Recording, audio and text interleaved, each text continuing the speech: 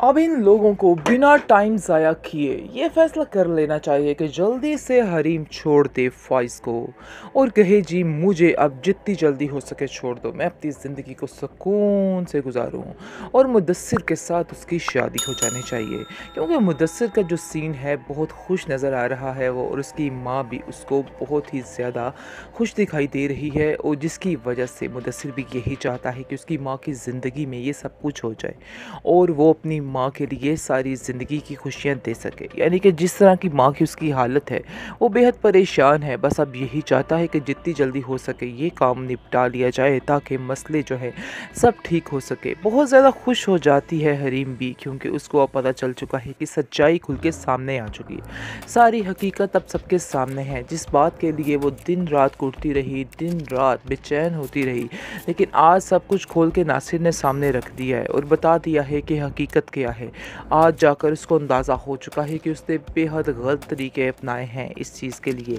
नासिर अब जगह जगह जाकर माफ़िया मांग रहा है, क्योंकि उसकी तकलीफ़ में दिन ब दिन इजाफा होता जा रहा है और उसके पास वक्त बहुत ज़्यादा कम है, जिसकी वजह से उसको और कोई ऑप्शन नज़र नहीं आ रहा। वो समझ रहा है अब कि माफ़िया मांग कर ही सब कुछ किया जा सकता है। लेकिन फ़ाइज़ बेहद हैरान होता है कि उसकी माँ ने आखिर उसके साथ क्या किया है। वो जानता तो था कि उसकी माँ कुछ भी कर सकती है, लेकिन इस कदर गिर जाएगी वो औरत हरीम को हराने के लिए, ये वो कभी नहीं सोच सकता था। ये बात उसके लिए बहुत ज़्यादा तकलीफ दे और वो बहुत ज़्यादा परेशान हो चुका है इस बात से कि आखिर उसकी माँ ने इतना बड़ा खेल कैसे रचा लिया, कैसे इतने बड़े बड़े काम कर लिए। वो तो सोच भी नहीं सकता था कि उसकी माँ उसके साथ ऐसा करेगी। लाइबा दुहाइयाँ देती रही, कहती रही कि आप हरीम भाभी का यकीन कर ले, लेकिन फ़ाइज़ ने इस बात का यकीन नहीं किया है। अब फ़ाइज़ की माफ़ी तलाफ़ी का कोई फ़ायदा नहीं। बेशक वो माफ़ियाँ मांगता रहे और एड़ियाँ भी रगड़ता रहे, लेकिन अब हरीम को फ़र्क नहीं पड़ना चाहिए। हरीम को अपनी ज़िंदगी अब सुकून से मुदस्सिर के साथ ही गुजारनी चाहिए। जिस इंसान ने उसका परेशानी मुसीबत में साथ दिया है, आज उसको उसी के साथ होना चाहिए। ये ड्रामे वालों को ऐसा तो हरगिज़ नहीं करना चाहिए। किसी भी तरह फ़ाइज़ और हरीम की शादी नहीं होनी चाहिए, क्योंकि यानी कि इनको कठिन नहीं रहना चाहिए। इनकी शादी जाकर उसके साथ ही होनी चाहिए, क्योंकि मुदस्सिर भी बहुत ज़्यादा खुश है और अपने ख्वाब सजाए बैठा है और उसने दिल से इसको इज़्ज़त देने का सोच लिया है।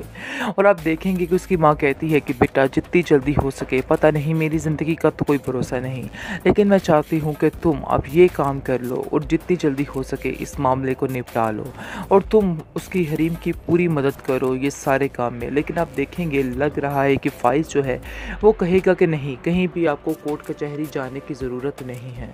मैं बहुत ज़्यादा शर्मिंदा हूँ और इसकी शर्मिंदगी जो मेरी है वो इसी तरह ख़त्म हो सकती है, क्योंकि तुम मुझे माफ़ तो कर सकती हो, मैं जानता हूँ कि तुम मुझे अपनाओगे नहीं। इसलिए मैंने ये सोच लिया है कि तुम सिर्फ़ और सिर्फ अब मेरी ये बात सुन लो और अपने दिमाग में बिठा लो कि मैं तुम्हें छोड़ दूँगा ताकि तुम अपनी नई ज़िंदगी अच्छे तरीके से शुरू कर सको।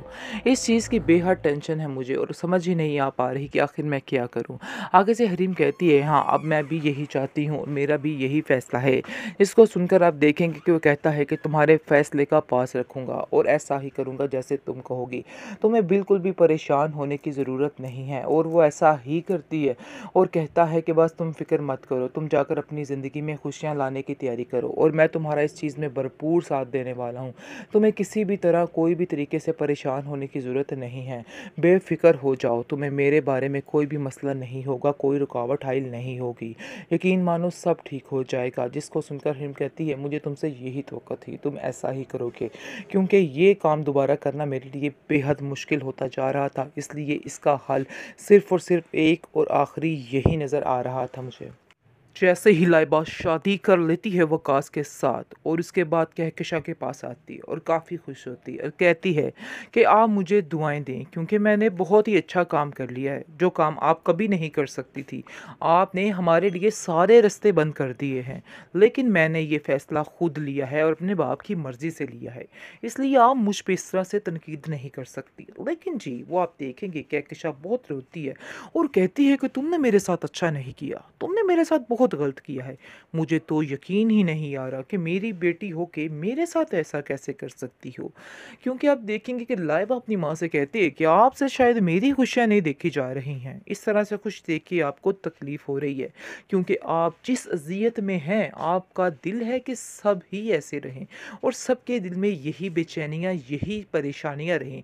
लेकिन ऐसा नहीं होने वाला है। मैं अपनी ज़िंदगी में बहुत ज़्यादा खुश हूँ और खुश होना भी चाहिए, क्योंकि मैंने आपके साथ जितने साल गुज़ारे हैं, अब जाकर मुझे समझ आई है कि कितनी अज़ियत में गुज़ारे हैं। हाँ, मुझे यकीन है कि वकास के घर वाले भी इस बात के लिए राज़ी हो जाएँगे और हमें एक्सेप्ट कर लेंगे।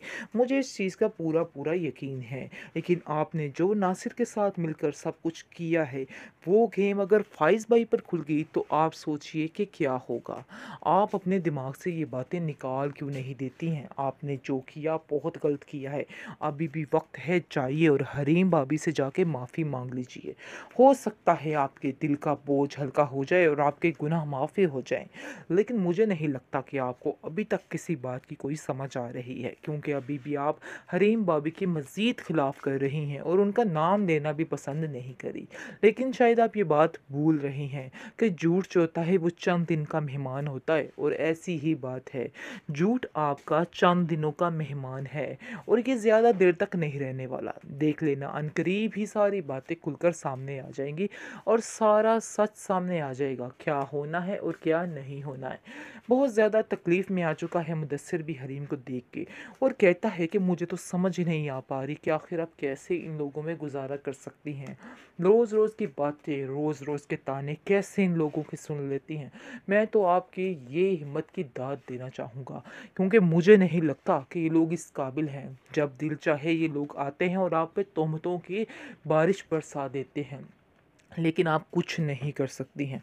जिस पर आप देखेंगे कि कहती है हरीम कि आप मेरा इस चीज़ में साथ देंगे, मैं इसे दूर जाना चाहती हूँ और हमेशा के लिए इस रिश्ते से निजात चाहती हूँ। लेकिन वो ऐसा नहीं चाहता।